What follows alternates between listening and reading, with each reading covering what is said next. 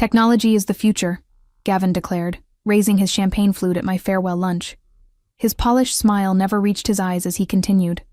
With our new automated systems and AI integration, Northrise Apparel will be positioned to dominate the market for decades to come. He turned to me with that practiced sincerity they teach in executive coaching seminars. Let's give Vida a round of applause for getting us here. The conference room erupted in obligatory clapping. I nodded, smiled, and thanked them, clutching my small black notebook, the only personal item I'd brought with me from my office, after packing 25 years of memories into 3 cardboard boxes yesterday. My name is Vida Lewis. For a quarter century, I've been the backbone of Northrise Apparel's entire data infrastructure in Sacramento. When I started, I was plugging in physical servers and writing code that formed the foundation of what would become a billion-dollar company. They didn't call me a data architect back then. I was just the computer lady who somehow made everything work. Vida has been with us since the beginning, Gavin continued, his voice carrying the enthusiastic cadence of someone who had joined the company a mere 14 months ago. She's seen us grow from a small regional distributor into the industry leader we are today. We wish her all the best in her retirement. Retirement. The word stung. I was only 59, and I hadn't chosen to leave. The decision had been presented to me as a fait accompli 3 weeks ago. The Nexus system will streamline our operations, Gavin had explained, leaning back in his ergonomic chair, referring to the new AI management system they'd purchased for what I later learned was $17 million. Your position is unfortunately redundant under the new infrastructure. All around me now, former colleagues averted their eyes, knowing what this farewell lunch really was. The ceremonial removal of an obsolete part. After decades of building their empire's nervous system, designing their inventory tracking, creating their customer database, programming their shipment logistics, I was being discarded because I didn't fit the sleek new aesthetic of Silicon Valley-inspired corporate modernization. I felt the weight of my notebook in my hand. Inside were 25 years of institutional knowledge, the backdoor fixes for emergencies, the manual override codes, the peculiarities of our custom-built system that no instruction manual covered. Information that wasn't stored in any cloud or server, only in my head and in these pages. To Vida, Gavin concluded, and to the future of Northrise Apparel. I raised my glass in response, hiding my thoughts behind a practiced smile. Little did they know, their future was about to get very complicated. I bought my house in Midtown Sacramento in 1998, when the company was still called West Coast Threads, operating out of a converted warehouse with 23 employees. Now, Northrise Apparel had over 7,000 staff across the country, and my modest 2-bedroom craftsman had appreciated to the point where I could sell it and retire comfortably if I wanted. But retirement wasn't in my plans. The evening after my farewell lunch, I sat on my back porch with a glass of wine, watching the sunset and thinking back on how I'd become the company's foundation without anyone fully realizing it. When Thomas Green first hired me, fresh out of a computer science program where I was one of 4 women in my class, he valued my methodical approach. You think of things the rest of us don't, he'd said. I need someone who sees the big picture. And I had. As West Coast Threads became Green Apparel, and finally Northrise, I designed systems that anticipated our growth. I built redundancies, created emergency protocols, standardized our data collection. When we acquired smaller companies, I integrated their systems with ours, preserving what worked while upgrading what didn't. Everything changed when Thomas retired 3 years ago. The board brought in Gavin Pollard, 38 years old with an MBA from Wharton and a resume full of tech startups, but no experience in apparel manufacturing or distribution. His first all-hands meeting set the tone. We need to disrupt ourselves before someone else disrupts us. Over the next year, consultants from Elstone Trading came and went, using phrases like digital transformation and AI-first paradigm. They interviewed me extensively, taking notes on how our systems functioned, what databases contained which information, how our proprietary software managed inventory across 5 distribution centers. I should have seen it coming, but loyalty had made me naive. The doorbell rang, jolting me from my thoughts. Through the peephole, I saw Eleanor from HR holding a basket. "Just wanted to check on you," she said when I opened the door. "The transition team realized we never got your authentication codes for the backup systems." The transition team being the 320-somethings tasked with deconstructing my life's work. "Everything's in the handover documents," I replied coolly. "The master list should have all the access protocols." Eleanor's smile faltered. "There seems to be some confusion about the legacy systems, particularly the warehouse automation interfaces." Of course there was. Those interfaces were custom-built, modified over years to work with our specific needs. Nothing about them was standard. "I'm sure they'll figure it out," I said, accepting the gift basket, but not inviting her in. The Nexus system is the future, after all. The first signs of trouble came a week after my departure. My former colleague Jerome texted me on a Tuesday afternoon. "Systems glitching. New team can't figure out why the inventory won't reconcile with the shipping manifests." I didn't respond. The next day, Bethany from accounting called. "Vita, we're having some issues with the quarterly reporting module. The numbers aren't matching what we're seeing in sales." "I'm sure the transition team can handle it," I replied. "The Nexus system is supposed to be state-of-the-art." "But it's still pulling from your database architecture," she pressed. "Nobody understands the connections like you do." I felt a twinge of sympathy for Bethany, who had always been kind to me, but I remained firm. "I've moved on, Bethany. My consulting schedule is already full." This wasn't a lie. The day after my severance package had cleared, I'd received a call from Philip Donovan, co-founder of Donovan and Mills Logistics. They were Northrise's biggest competitor in the West Coast apparel distribution space, and they wanted to meet. "Just a consultation," Philip had said. "We've admired your work for years." The office of Donovan and Mills occupied the 12th floor of a glass tower downtown, with a view of the state capitol. It was sleeker than Northrise's converted industrial campus, filled with natural light and modern furniture. Philip met me in the lobby himself, a courtesy Gavin had never extended to anyone below VP level. "Ms. Lewis," he said, shaking my hand. "Thank you for coming. We're excited to hear your thoughts on our data infrastructure." The meeting lasted 3 hours. I was introduced to their tech team, shown their systems, asked my opinions on their processes. They listened carefully, took notes, asked intelligent questions. "We've been trying to solve our multi-location inventory synchronization for months," their lead developer admitted. "Our current system can't handle the complexity." The problem was immediately clear to me. I'd solved it for Northrise 15 years ago. At the end of the meeting, Philip walked me to the elevator. "We'd like to bring you on as a consultant," he said. 3 days a week, your own team, complete autonomy on how you approach the rebuild." The offer was double my previous salary.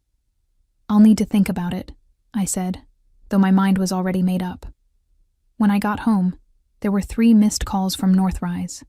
One from Eleanor, one from the IT department, and one from Gavin himself. I ignored them all. That night, I opened my black notebook and began transcribing its contents into a password-protected document on my personal laptop. Emergency workarounds, server peculiarities, the architectural quirks of a system built over decades, rather than designed all at once. Knowledge that wasn't documented anywhere else. The next morning, I called Philip and accepted his offer. That afternoon, Jerome texted again. "Complete system failure.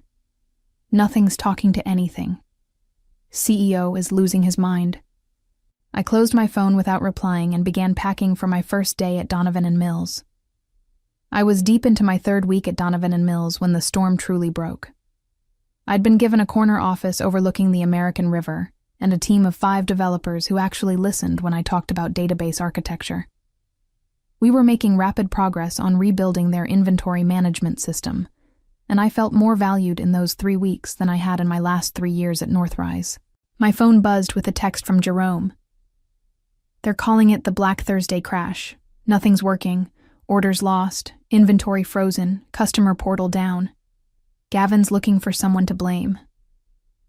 I didn't respond, but I did pull up the local business news on my computer. There it was, a headline on the Sacramento Business Journal website. Northrise Apparel faces major system outage. Stock drops 8% on fulfillment concerns. The article described how Northrise's much-touted new AI system had failed spectacularly, leaving customers unable to place orders and warehouses unable to ship existing ones. The company had issued a statement about temporary technical difficulties. But sources inside the company, Jerome, I suspected, described a complete system collapse. My office phone rang. Philip Donovan's name appeared on the caller ID. "I assume you've seen the news about your former employer," he said when I answered. "Just reading it now," I replied. "Any insights you'd care to share?" His tone was carefully neutral. I considered my response. Their new system was implemented without adequate testing or understanding of the existing architecture. It was inevitable. "I see." Philip paused. "We've received an interesting call from a Thomas Green. Apparently he still sits on Northrise's board, and he suggested we might have recently acquired some valuable expertise that could help resolve their situation." My heart skipped. Thomas had been my champion for decades, but I never expected him to reach out like this. "What did you tell him?" I asked. "That we're quite happy with our recent personnel decisions and have no interest in loaning out our valuable consultants." I smiled despite myself. "Thank you. Though I admit to some curiosity," he continued. "Just how bad is their situation?" I sighed, weighing my professional ethics against my lingering resentment. If they tried to integrate Nexus without properly migrating the manufacturing execution system I designed, they've likely corrupted their entire database. Every order, inventory record, and shipping manifest from the last 3 months could be affected. And recovery? Possible, but not with their current team. They don't understand how the legacy systems interact with the newer components. We were interrupted by my assistant, who appeared at my door with an urgent expression. "Ms. Lewis, there's a Gavin Pollard on line 2. He's called 3 times in the last hour." I thanked her, but made no move toward the phone. Philip raised an eyebrow. "Aren't you going to take that?" "I don't work for Northrise anymore," I replied simply. He nodded slowly, a small smile forming. "No, you certainly don't." He turned to leave, but paused at the door. "We have that strategy meeting at 3. I'd be interested in your thoughts on expanding our direct-to-consumer channels." After he left, I sat staring at the blinking light on my phone for a long moment before turning back to my work. By that evening, my email contained increasingly desperate messages from various Northrise executives. The most revealing came from Eleanor. "The transition team has admitted they don't understand how to restore from your backup protocols. Gavin is talking about bringing in external consultants at $30,000 a day. Please call me." I closed my laptop and went home, sleeping better than I had in years. The next morning brought news that Northrise's stock had fallen another 6%. A financial analyst on the local business report speculated that extended fulfillment issues could cost the company upwards of $50 million if not resolved quickly, with long-term damage to customer relationships that could be incalculable. When I arrived at Donovan and Mills, I found an elaborate fruit basket on my desk, with a note from Philip. "Thank you for your loyalty.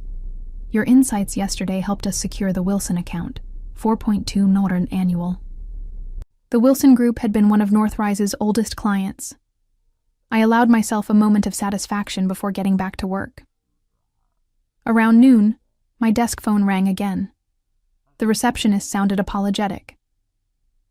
"Ms. Lewis, there's a Gavin Pollard in the lobby insisting on seeing you. He doesn't have an appointment." I took a deep breath. "Tell him I'm in meetings all day. He says he'll wait." After consulting with Philip, who seemed amused by the situation, I agreed to a 15-minute meeting in one of the first-floor conference rooms, neutral territory. Gavin looked terrible. His usually immaculate appearance was disheveled, with dark circles under his eyes and a coffee stain on his shirt. "Vida," he said, reaching to shake my hand. I nodded but didn't reciprocate. "Thank you for seeing me. What can I do for you, Gavin?" I kept my tone professional, betraying none of the satisfaction I felt seeing him so undone.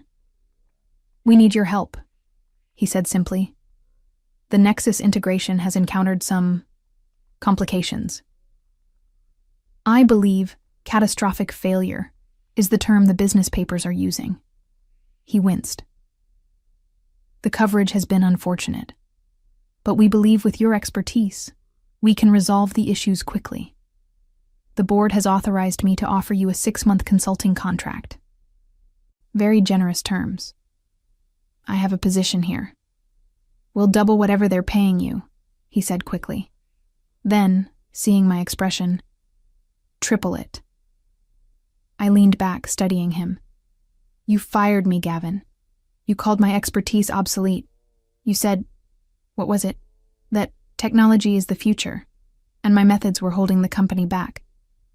He had the decency to look embarrassed. "That was a mistake. We all make mistakes.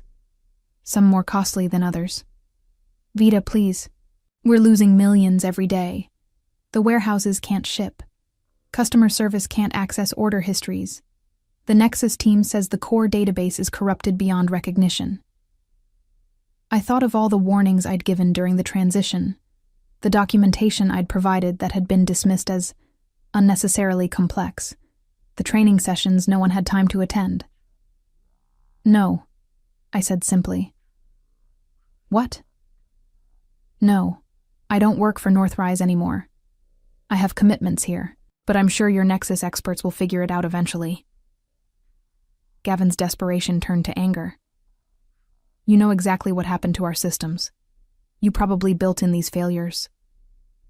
I stood up, my own anger flaring. "I dedicated 25 years to building robust, reliable systems that kept your company running without fail. If they're failing now, it's because you dismantled them without understanding how they worked." "We'll sue," he threatened. "For sabotage. For what? For taking another job after being fired? For not documenting every single aspect of systems I built over 25 years? Sue me for not answering phone calls from a company that discarded me?" I gathered my papers. "I believe our 15 minutes are up." As I walked out, I turned back briefly. "By the way, there's a complete recovery protocol in the Emergency Procedures Manual, Volume 3, Section 8. I updated it every quarter for 20 years. But of course, that would require actually reading the documentation." I left him there, mouth slightly open, and returned to my new office, where I was building something better. 2 days later, I received a formal letter from Northrise's legal department requesting all documentation, notes, and intellectual property related to my former position. It was followed by a personal note from Thomas Green. "Vida, call me. We need to talk. The board is in chaos." I decided to respond to Thomas out of respect for our history. He answered on the first ring. "This is a mess," he said without preamble.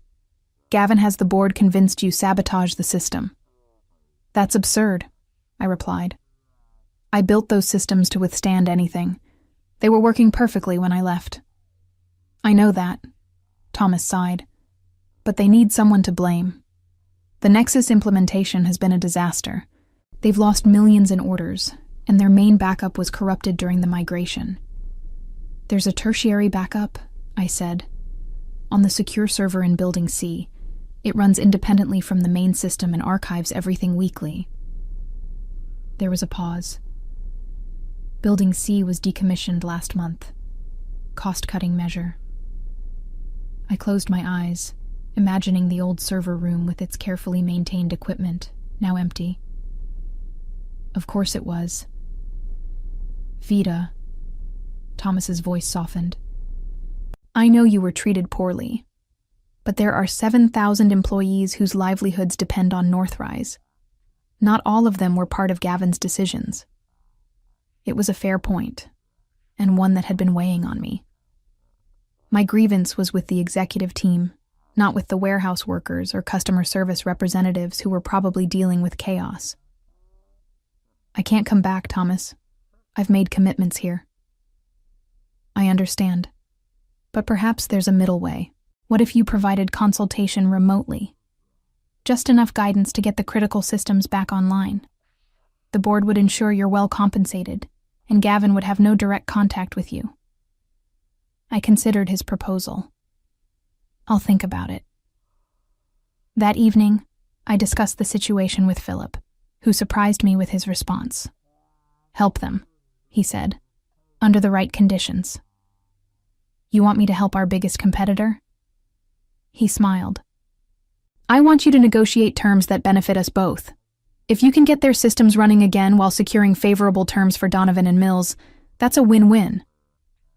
The next day I called Thomas with my conditions. I would provide remote consultation only, working exclusively through their technical team. I would require a substantial consulting fee, paid in advance. And most importantly, Northrise would need to sign a partnership agreement with Donovan and Mills, giving us preferred status for West Coast distribution. That's essentially asking us to collaborate with our competitor, Thomas said. It's asking you to acknowledge reality, I countered. Northrise's distribution network is in shambles. You need reliable partners until you're back on your feet. Donovan and Mills can handle the overflow at fair rates, and I can help restore your systems. Everyone wins. Thomas took my terms to the board, who spent 8 hours in emergency session before agreeing. Gavin was reportedly furious, but overruled. The next week was intense.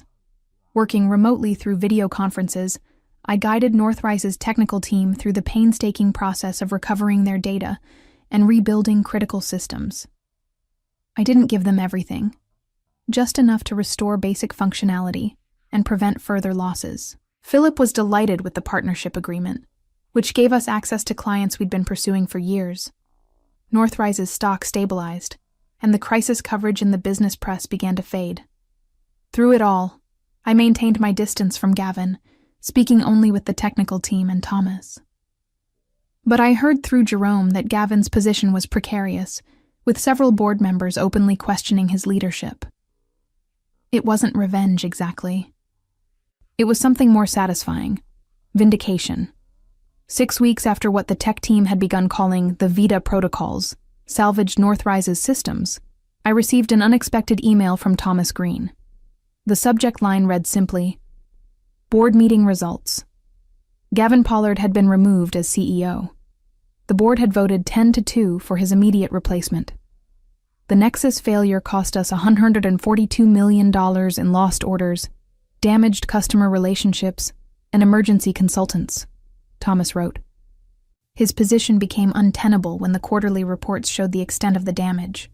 I thought you should hear it from me first. I sat back in my chair, letting the news sink in. I hadn't actively worked for Gavin's downfall, but I couldn't pretend to feel sorry about it. His arrogance had nearly destroyed a company that thousands of people depended on for their livelihoods. Later that day, Philip stopped by my office. I hear Northrise is looking for a new CEO, he said with a knowing smile. So I've heard. They could do worse than to bring Thomas back temporarily. I nodded. He understands the business in a way Gavin never did. Speaking of understanding the business, Philip continued, the Wilson account was so impressed with our handling of their overflow that they've asked about making the arrangement permanent. That would be a $12 million annual contract, taken directly from Northrise, I observed. Philip shrugged. Business is business. And speaking of business, the executive committee is meeting tomorrow to discuss our 5-year strategic plan. I'd like you to present your vision for our data architecture. My vision? You've completely transformed our systems in just 2 months, Vita.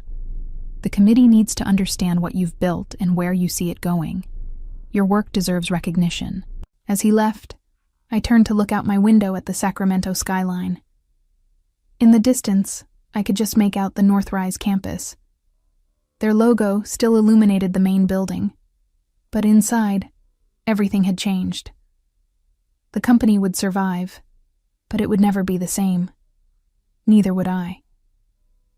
For the first time in decades, I was building something on my terms, with people who valued what I brought to the table. 3 months later, I attended the ribbon-cutting ceremony for Donovan and Mills's new technology center. My name was on the plaque beside the entrance. Vita Lewis Technology Center, where innovation meets experience. Philip had insisted on naming it after me when my system overhaul resulted in a 38% efficiency improvement across their distribution network. The center would house an expanded development team and serve as a training facility for technical staff from across the company. "We didn't just hire a consultant," Philip said in his speech. "We gained a visionary who understood that technology should serve people, not replace them." As I stood beside him for the ceremonial photo, I thought about how differently things had turned out from what I'd expected when I left Northrise. I hadn't planned revenge exactly, just a new beginning. But my success had become a form of vindication, more powerful than any deliberate retaliation could have been. The reception afterward was attended by local business leaders and politicians. I found myself approached by a woman I didn't recognize. "Ms. Lewis, I'm Diane Torres, from the Governor's Office of Business Development. I've been hearing remarkable things about your work." We spoke for nearly half an hour about data systems and their impact on regional businesses. At the end of our conversation, she handed me her card. "We're forming a task force on technology infrastructure for state agencies. We need people with both expertise and perspective. Would you be interested in serving as an advisor?" 6 months ago, I had been deemed obsolete by a man half my age. Now I was being recruited to help shape technology policy for the entire state. "I'd be honored," I replied, taking her card. As the reception wound down, I received a text from Jerome. "New CEO announced. You'll never guess who." Thomas Green was coming out of retirement to lead Northrise through its recovery. I smiled and put away my phone without responding. That chapter of my life was closed. My focus now was on building something new. As I looked around at the center bearing my name, filled with people who valued my contributions, I realized that the best revenge wasn't about destruction at all. It was about creation.